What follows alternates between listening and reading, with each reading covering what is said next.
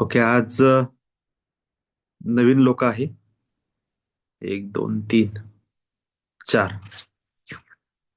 चला, सर्वांचं स्वागत आहे. Once again very very warm welcome all new members.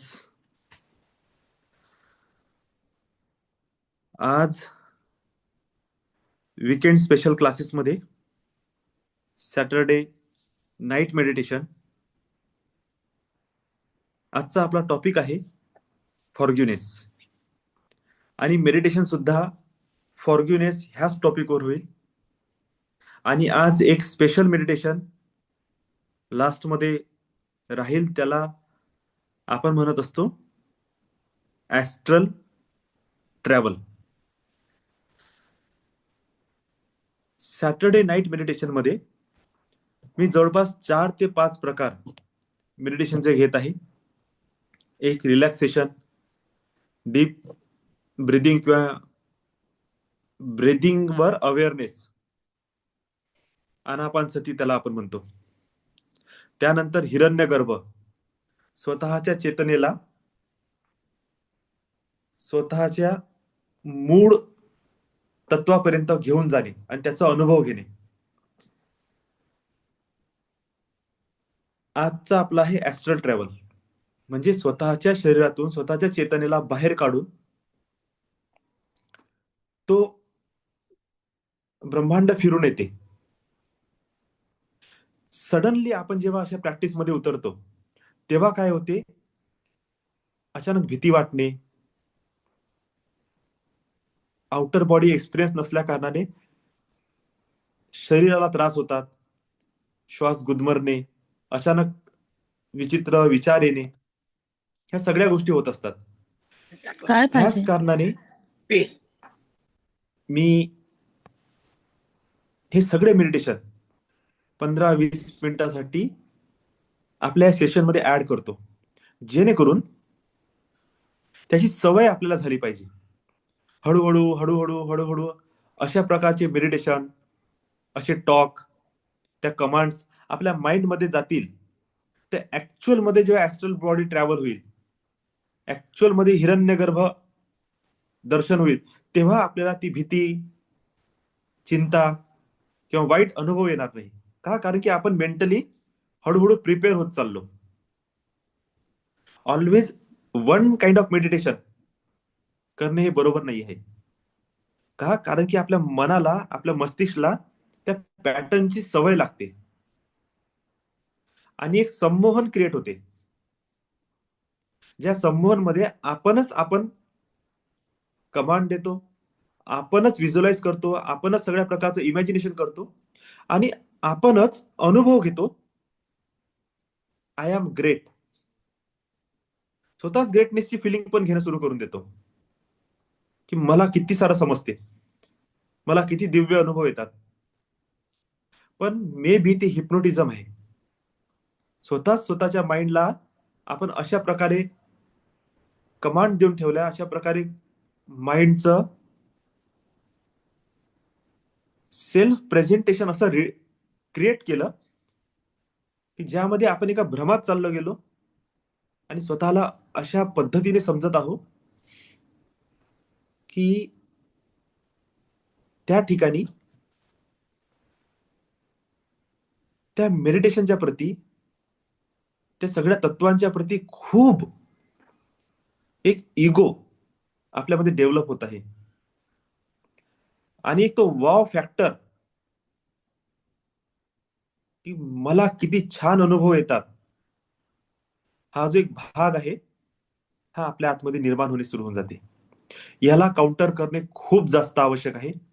आणि पर्सनली माझ्या लाईफमध्ये मी ही पद्धत खूप वापरली. मी कधीही एका साधना पद्धतीवर, एका मेडिटेशन टेक्निकवर कधीच टिकून राहिलो नाही. मला नेहमी माझा एकच कन्सर्न होता, की प्रत्येक मेडिटेशन टेक्निक, प्रत्येक मास्टर एंड मध्ये काय बोलते. जेव्हा ह्या गोष्टीचं मी चिंतन करणं सुरू केलं, तर माझ्या एक गोष्ट लक्षात आली, की प्रत्येक मास्टर आणि प्रत्येक मेडिटेशन टेक्निक एंड मध्ये तुम्हाला त्या डिवाइन बद्दलच सांगत आहे.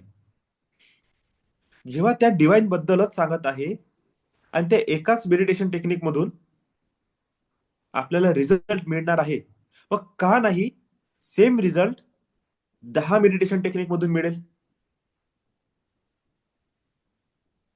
म्हणजे जर डिवाइन ही माझ्या चित्ताची अवस्था आहे, तर प्रत्येक सिच्युएशन मध्ये माझी अवस्था एकसारखीच असली पाहिजे.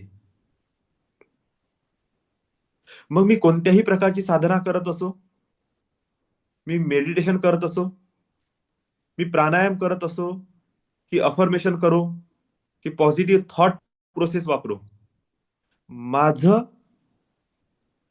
किंवा माझ्या चित्ताची जी अवस्था आहे ती ऑलवेज डिवाइनच असली पाहिजे. मी काही करत असलो तरीही, काही नाही करत असलो तरीही,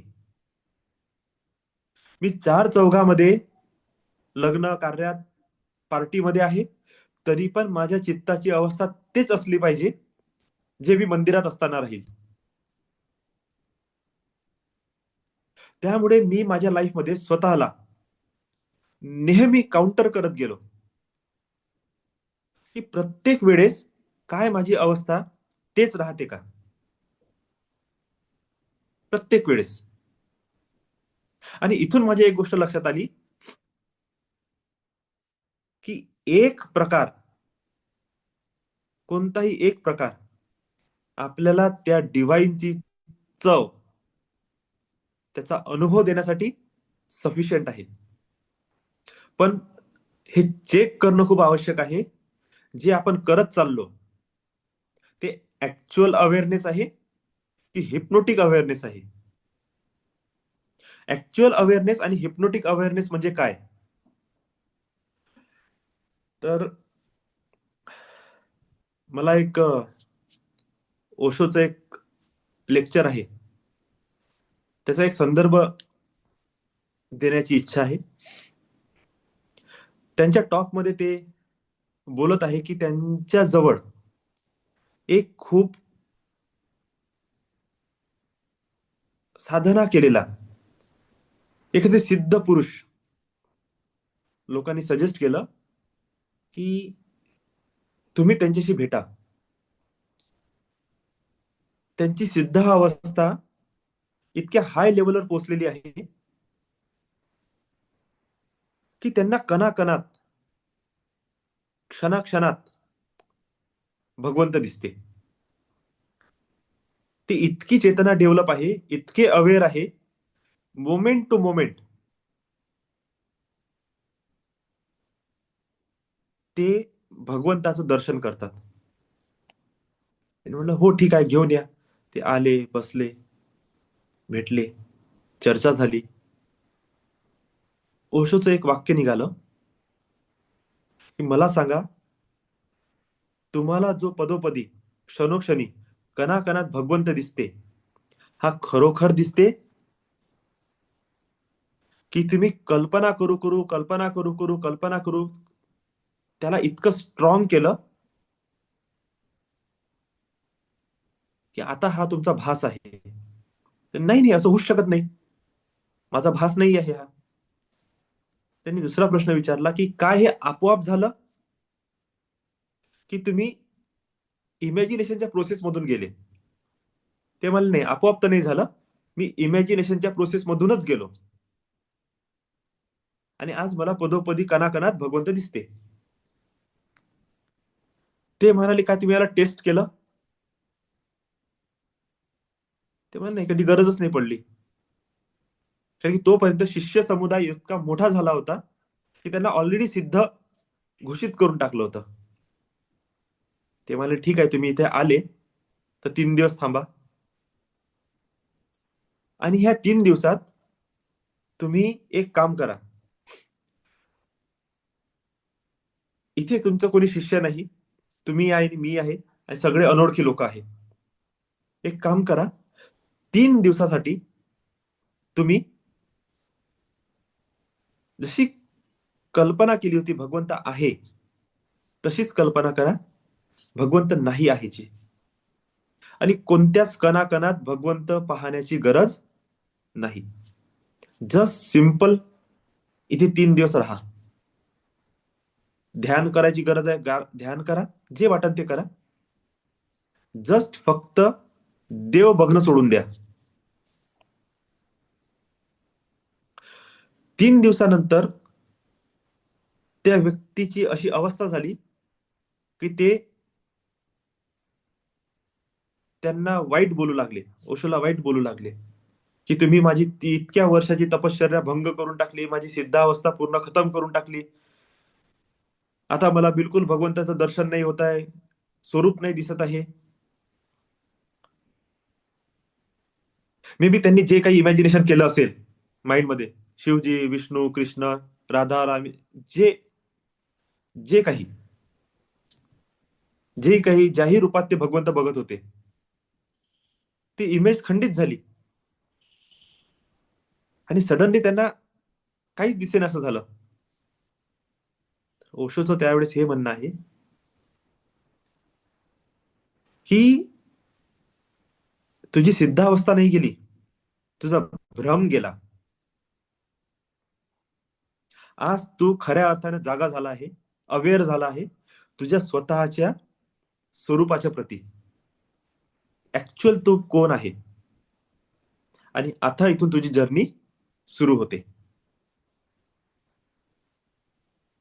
अशाच प्रकारे ह्या मेडिटेशन टेक्निक, साधना पद्धती, एक वचन, एक गुरुवाक्य, हे कधी कधी माणसाला ह्या सिद्धावस्थेमध्ये घेऊन जाते. आणि जिथे हा भ्रम निर्माण होते की मला सगळं काही समजून राहिलं, मला सगळं काही दिसत आहे, भेटत आहे, पण रियालिटीमध्ये त्याला काउंटर आपण कधी केलंच नाही. कधी काउंटर चेकिंग कधी केली नाही त्याची. ते करणे आवश्यक होतं. त्यामुळे मी सतत सतत माझ्या लाईफमध्ये तरी मी खूप साऱ्या मेडिटेशन टेक्निक, खूप साऱ्या साधना पद्धतीतून गेलेलो आहे.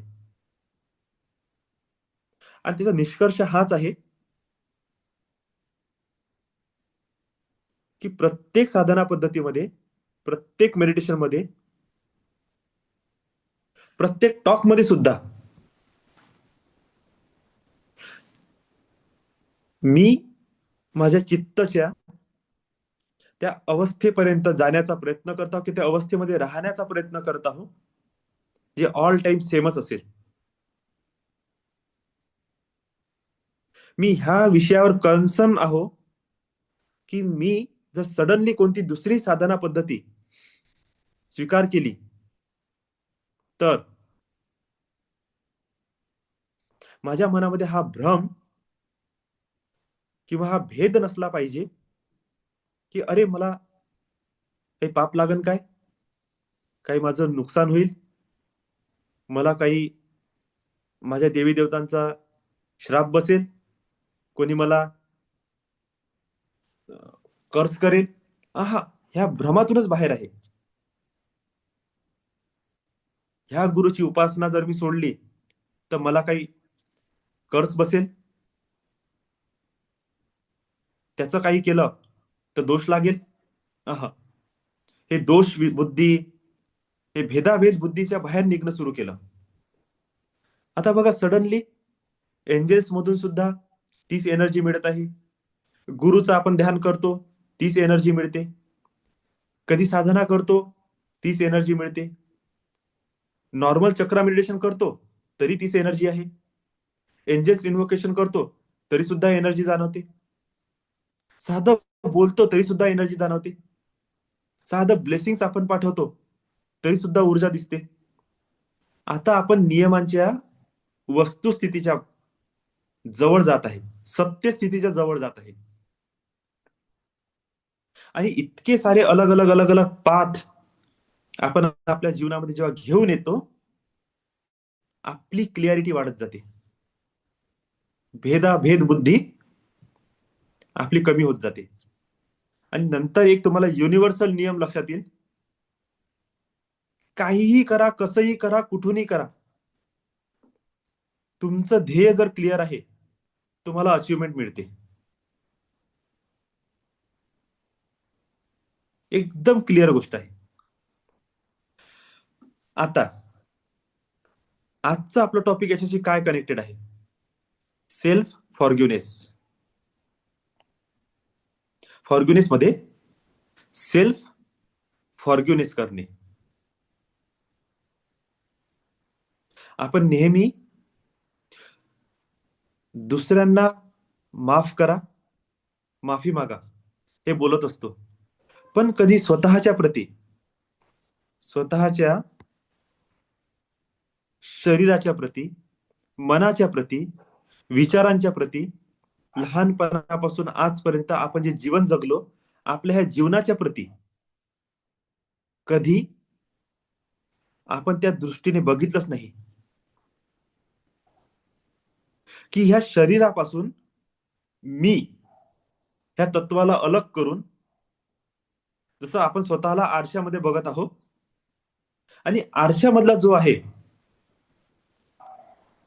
जो फॉर्मलेस, म्हणजे त्याला स्पर्श नाही करू शकत, काहीच नाही करू शकत, असा तो आपल्यापासून अस्पर्शित एक आपलीच प्रतिकृती आपल्या समोर उभी आहे. त्या आरशामधून आपल्याला बघत आहे. म्हणजे माझंच स्वरूप किंवा मीच माझ्या शरीराला बघत आहे. आणि जेव्हा मी प्रतिप्रश्न केला स्वतःला, काय तू खुश आहे? हा आत्मस्वरूप भगवंत ह्या शरीरामध्ये राहत आहे. इतकी दिव्य ऊर्जा, इतकी भगवत ऊर्जा ह्या शरीरामध्ये आहे.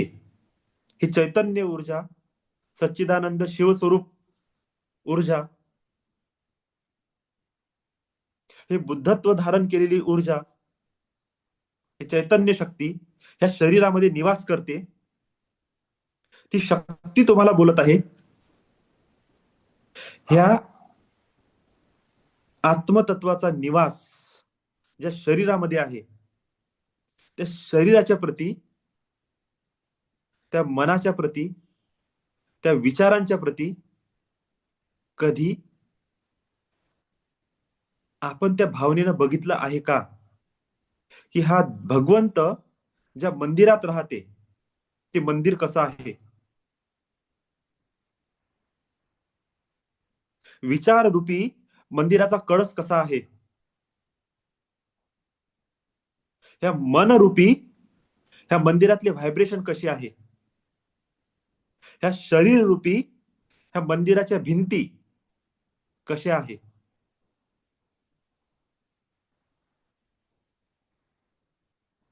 ह्या चित्त स्वरूप मंदिराचा गाभा कसा आहे?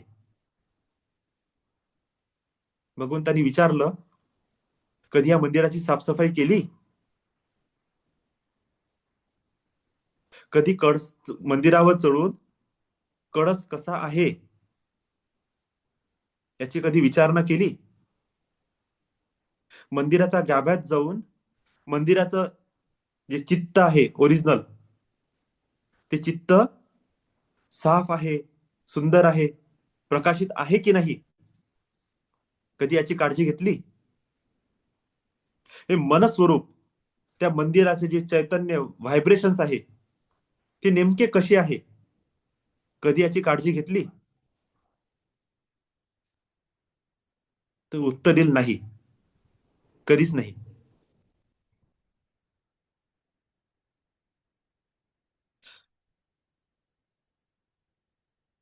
तो देव तुम्हाला विचारत आहे, मंदिरात कचरा पडलेला आहे, झाडं लागलेलं आहे, कळसावर धूर आहे, मंदिरातले व्हायब्रेशन खराब झालेले आहे, मंदिरातला गाभा चैतन्ययुक्त नाही आहे, कधी याचं गिल्ट फील होते? मी या मंदिरात निवास करू तर कशासाठी करू, आणि मी निवास करतो आहे याची तुला जाणीव तरी आहे का?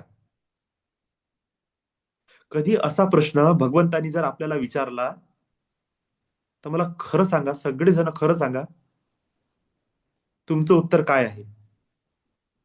काही पण. कमेंट करा, काही पण एक सिम्बल सोडा, मला आन्सर द्या. खरंच काय तुम्ही सगळेजण भगवंताच्या ह्या प्रश्नाचं उत्तर देण्यासाठी रेडी आहे का?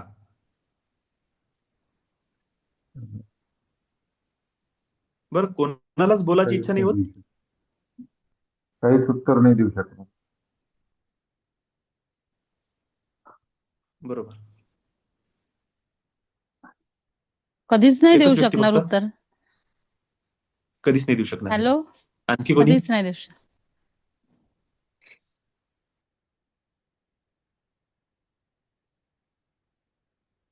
बस दोघाच जणांसाठी सेशन आहे आजचं.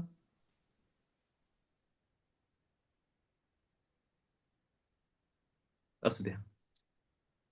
समजा आपण या प्रश्नाचं उत्तर नाही देऊ शकत, पंकज सर के अचीवमेंट के लिए, पंकज सर के लिए और पंकज सर के आने वाले फ्यूचर के लिए.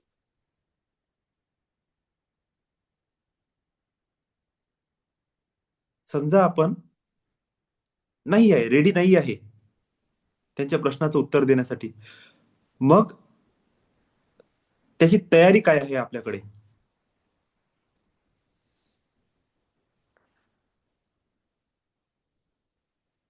त्या प्रश्नाचं उत्तर देण्यासाठी काही तयारी आहे का?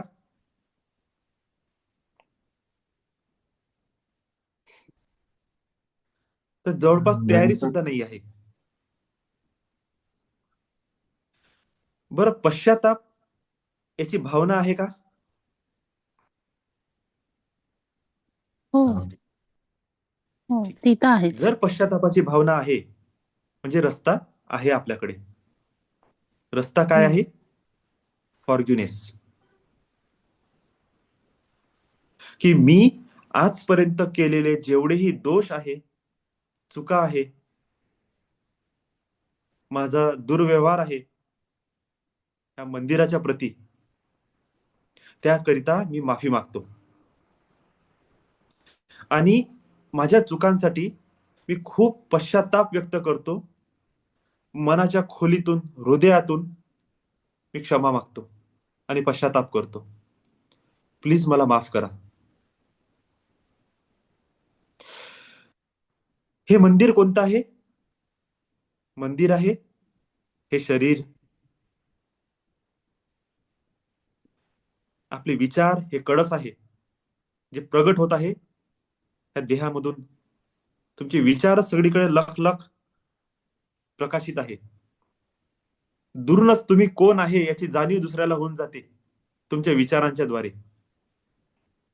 तुमचं मन त्या मंदिरातली चैतन्य अवस्था आहे, तिथले व्हायब्रेशन हे तुमचं मन सांगते. तुमच्या चित्तची अवस्था सांगते की त्याचा गाभा किती प्रकाशित आहे. आणि त्यामध्ये तुमचं आत्मस्वरूप भगवंत काय करते? निवास करते. ह्या परमेश्वराची कृपा आपल्याला जर प्राप्त करून घेणे आहे, तर आपण आपल्या जीवनामध्ये केलेले या शरीराला, मनाला, विचाराच्या प्रती, या चित्ताच्या प्रती आपण जो अत्याचार केलेला आहे आजपर्यंत, त्याच्यासाठी माफी मागणे. मनात आलं तेव्हा उठले, मनात आलं तेव्हा झोपले, मनात आलं तसे विचार केले, मनात आलं तशा वाईट कल्पना केल्या, मनात आलं तसं आपलं चित्त आपण खराब करून टाकलं, मनात आलं ते जेवण केलं. दारू, सिगरेट, गुटखा, तेलकट, तुपकट, पुरी, पराठे, समोसे, नॉनव्हेज, मोमोज, जे नाही ते आपण खाण्याचा प्रयत्न केला. कधी शरीर तुमच्याशी बोलत आहे याचा विचार केला? समाजामध्ये, घरामध्ये, टीव्हीच्या द्वारे, रेडिओच्या द्वारे, मोबाईलच्या द्वारे जे नाही ते बघितलं, जे नाही ते ऐकलं, न्यूजपेपर मधून, पुस्तकामधून जे नाही आपल्या कामाचं ते वाचलं, दुनियाभराचं अज्ञानता, विषाक्त विचार सगळे आपल्या ह्या कळसावर धारण केले. कधी विचार केला तुमचं जे बुद्धी आहे ते काय म्हणत असेल? रंगोरंगीची ऊर्जा तुम्ही स्वीकार केली, रंगोरंगीचे व्हायब्रेशन्स तुम्ही स्वीकार केले. तुम्ही लोकांचा द्वेष केला, मत्सर केला, क्रोध केला, लोभ केला, ईर्ष्या केली, अहंकार केला, षडरिपू सगळे तुम्ही आतमध्ये मनामध्ये भरून घेतले. तसेच इमोशन्स तुम्ही निर्माण केले. कधी विचार केला तुमचं मन काय म्हणत असेल? तुमची चित्त ची अवस्था अशी वाईट करून टाकली, अंधारमय चित्त झालं. तुमच्या आतमध्ये अंधकार तयार होऊन राहिला. तुमच्या आतमधून काहीच भावना नाही, प्रकाश नाही, चैतन्य नाही, चित्तची प्रफुल्लित अवस्था नाही. असं तुम्ही स्वतःचं चित्त निर्माण केलं. मला सांगा, जर चित्त तुमच्याशी बोलायला लागलं की प्रकाशित, दैदिप्यमान, आनंदमय ही माझी अवस्था असायला पाहिजे होती, ही अवस्था आज नाही आहे, याचा दोषी कोण? तर सर्वस्वी जबाबदार मी आहे. भगवंत ज्या मंदिरात निवास करत आहे त्या मंदिराची देखरेख मी केली नाही, त्याचा सर्वस्वी जबाबदार मी आहे. आणि त्यानंतर आपण प्रश्न करतो की माझ्या जीवनामध्ये हे का होते, माझ्या जीवनामध्ये दुःख का आहे, माझ्या जीवनामध्ये अपयश का आहे, माझ्या जीवनामध्ये पैसा का नाही, मला मान सन्मान का नाही, माझे स्वप्न का पूर्ण होत नाही, माझं रिलेशनशिप का चांगलं नाही,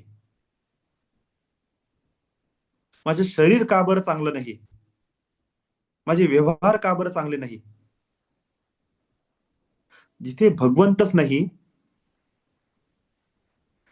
तिथे चांगल्या गोष्टी, पॉझिटिव्हिटीची तुम्ही अपेक्षा करूच कशी शकता?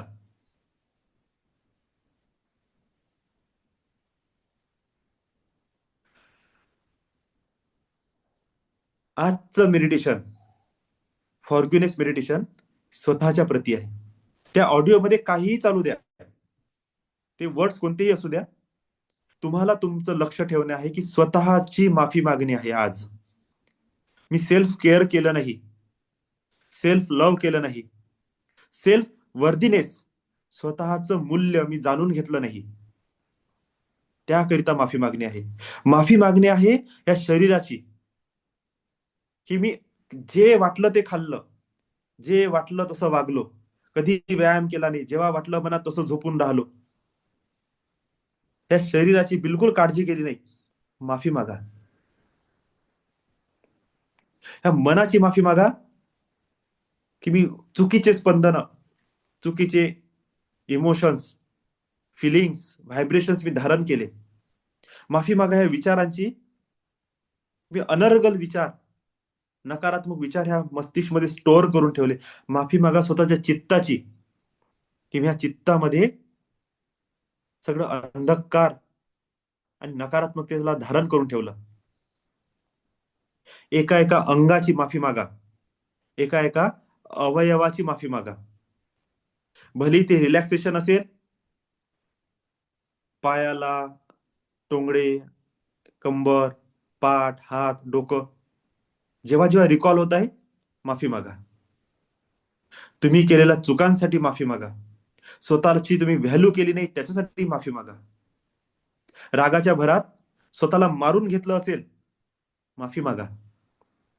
क्रोध आला, राग आला, स्वतःच्या शरीराला तुम्ही उपाशी ठेवलं, माफी मागा. माफी मागा त्या गोष्टीसाठी की तुम्ही अति विचार करून या शरीराची झोप डिस्टर्ब केली. 2-2, 3-3 दिवस तुम्ही झोपले नाही अति विचारामुळे. माफी मागा स्वतःच्या चित्ताची की या नकारात्मक धारणेमुळे, विचारांमुळे तुम्ही डिप्रेशन मध्ये गेले, सुसाईड करण्यासारखे तुम्ही भावना तुमच्या आतमध्ये आल्या, इतकं चित्त तुमचं नकारात्मक आणि डार्कनेस मध्ये तुम्ही घेऊन गेले की मरणे हा शेवटचा पर्याय तुम्हाला दिसला. माफी मागा चित्ताची, मनाची, विचाराची, शरीराची. आजचं आपलं फॉरगिवनेस हे मेडिटेशन, आजचा विषय आपला आहे सेल्फ फॉरगिवनेस. स्वतःच्या प्रती माफी मागा आणि माफ करून टाका. कोणाला बिमारी असेल, एखाद्या अंगाच्या प्रती, शरीरातला एखादा भाग कमजोर असेल, माफी मागा. कोणाला ऍसिडिटी आहे, माफी मागा तुमच्या पोटाची. ती पोट ओरडू ओरडू थकलं, सिम्पटम्स सांगू सांगू थकलं, पण तुम्ही ऐकलं नाही, जे वाटलं ते खात गेले, ऍसिडिटीच्या गोळ्या घेत गेले. तुमचं डोकं ठण ठण ठण ठण ठणकत आहे, त्याने कितीतरी सिग्नल दिले तुम्हाला, आज मायग्रेन पर्यंत अवस्था गेली, पण तुम्ही काही विचार करणे थांबत नाही. ते तुमचं कडस म्हणत आहे, अरे बस झालं. शेवटी सिग्नल देत आहे. त्यांनी अलार्म एवढा जोरात वाजवला की मायग्रेन पर्यंत ते पोहोचून गेलं, तरी सुद्धा तुम्हाला अक्कल आली नाही. एक दिवस डोक्याची नस फाटन, तेव्हा समजणार. ते तुमचं मन त्या हृदयावर इतकं प्रेशर देऊन टाकलं तुम्ही, त्या लिव्हरवर, किडनीवर इतकं प्रेशर दिलं, ते रक्त इतकं खराब करून टाकलं की आज छाती तुमची बोंबलत आहे, आज किडनी तुमची ओरडत आहे, आज लिव्हर तुमचं ओरडत आहे, पण आपलं काही लक्ष नाही. आपण आपल्या इमोशनवर थोडंसंही कंट्रोल करत नाही. त्या क्रोधाच्या भरात इतकं रक्त जाळून राहिलो आपण की जळलेलं प्रोटीन वॉश करता करता लिव्हरची हालत खराब होत आहे, किडनीची हालत खराब होत आहे, तुमच्या हृदयाची हालत खराब होत आहे. ते जळलेलं प्रोटीन शरीरातून वॉशआउट करण्यासाठी. पण क्रोध काही मला सोडायचा नाही, इमोशन काही माझे बदलाचे नाही. अशा प्रकारे तुमचं चित्त ओरडू ओरडू थकलं, शेवटी तो शेवटचा सिग्नल देत आहे तुम्हाला, तू मरून जाय आता. तरी सुद्धा त्या नकारात्मकतेमधून, अंधकारातून बाहेर येण्याची स्वतःची काही इच्छा होत नाही. एक दिवस रिअली सुसाईड करून टाका, तेव्हा ती चित्त मुक्त होईल.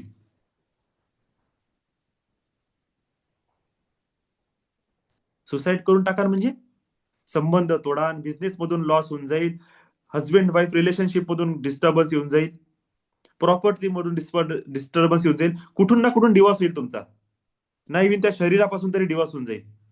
एखादं अंग काम करणं बंद करून टाका. किती व्हॅल्यू आहे या शरीराची.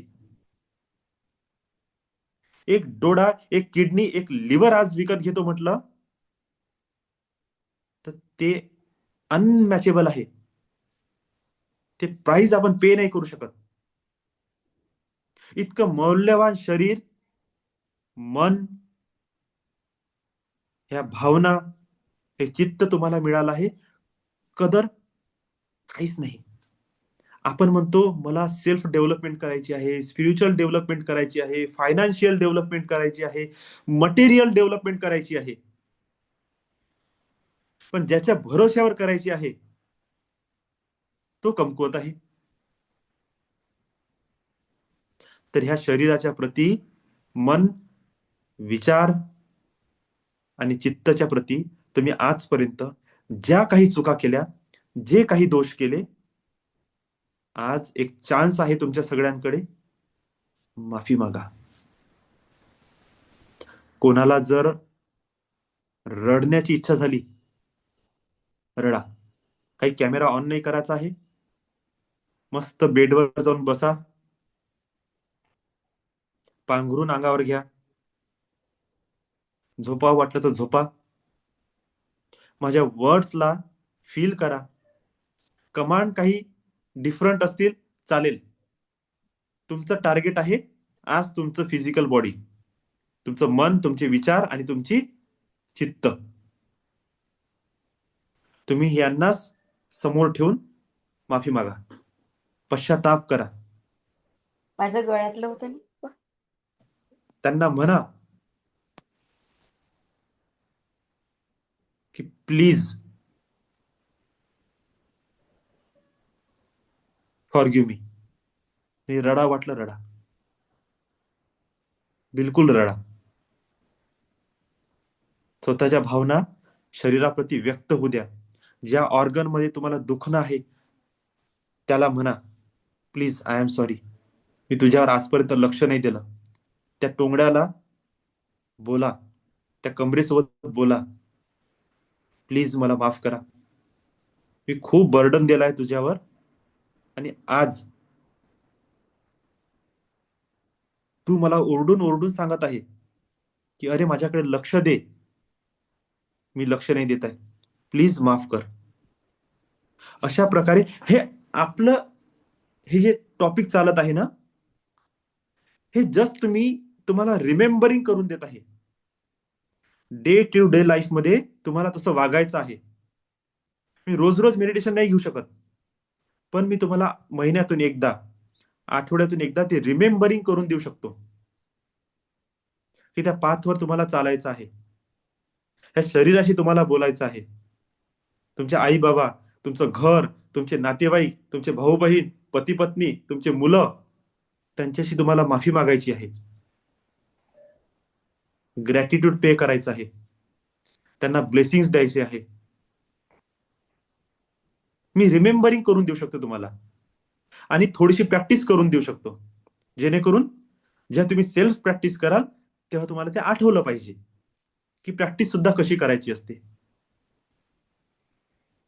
बाकी मी हात धरून चालू शकत नाही, पण चालायचं कसं हे शिकवू शकतो. त्यानंतर ह्या प्रोसेसला तुम्हाला वापरायचं आहे. तुम्ही करणे सुरू करा, मॉर्निंग मेडिटेशन मध्ये कनेक्ट करा, रोज हायर एनर्जी मध्ये जुडणं सुरू करा, रोज स्पिरिच्युअल प्रॅक्टिस करा, अफर्मेशन करा, स्विच वर्ड्स करा, ऍक्शन टेकिंग ऍबिलिटीला डेव्हलप करा, मोमेंट टू मोमेंट जगा. आज तुम्हाला जे कर्म मिळालेलं आहे त्याला ऑनेस्टली, इमानदारीने पूर्ण करा आणि बघा येत्या 3 ते 6 महिन्यात लाईफ मध्ये पूर्ण परिवर्तन आलेलं राहील. तुम्ही इमॅजिन नाही करू शकणार इतकी सुंदर लाईफ तुमची झालेली असेल, जस्ट फॉर अवेअरनेस. काहीही मोठी गोष्ट नाही केली, फक्त तुम्ही जागरूक झाले तुमच्या अवस्थेच्या प्रती. तर चला आपण आपलं मेडिटेशन सुरुवात करू आता. आय होप सर्वांना इन्स्ट्रक्शन कळलेले असतील. सर्वांनी रिलॅक्स बसा. ज्यांना पाणी प्यायचं आहे पाणी पिऊ शकता, ज्यांना बसायचं आहे ते बसू शकता, ज्यांना बेडवर बसायचं आहे, सोफ्यावर बसायचं आहे ते तिथेही बसू शकता. अंगावर शॉल पांघरून घ्या. शांत रिलॅक्स अवस्थेमध्ये आजचं तुम्हाला मेडिटेशन करणे आहे.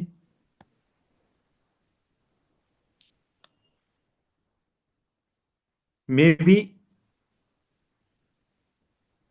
मी मेडिटेशन संपल्यानंतर एक्सपिरियन्स टॉक जो आहे तो घेणार नाही, कारण की इतकी शांत अवस्था झालेली राहील की त्याला मला डिस्टर्ब करायचं राहील असं वाटत नाही. ठीक आहे, तर जे काही तुमचे अनुभव राहतील ते उद्या मॉर्निंग मेडिटेशन मध्ये तुम्ही शेअर करू शकता. Lots of love and gratitude, lots of blessings all of you.